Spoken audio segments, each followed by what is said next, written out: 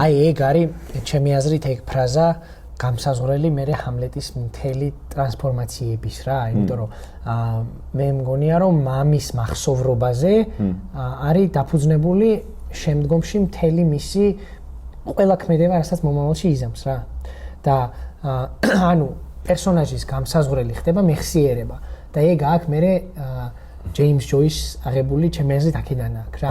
ანუ ჯოისის მკვდრებში ზუსტად ეგა ჯემ მკვდრები ქვია, ხო? ანუ იქ არის რომ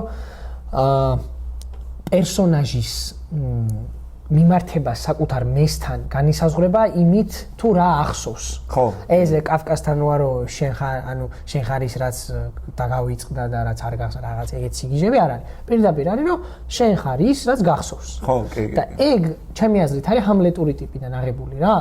და ჯოისთან ეგ ხდება დამღუპველი, ანუ გინგრევს მიმართებას საკუთარ მესთან, იმიტომ რომ იქ ის ცოლი რო იგონებს, რასაც იგონებს, მის ქმარს ემართება ეგ რო ანგრევს მთლიანად რა.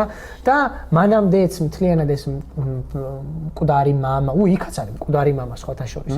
და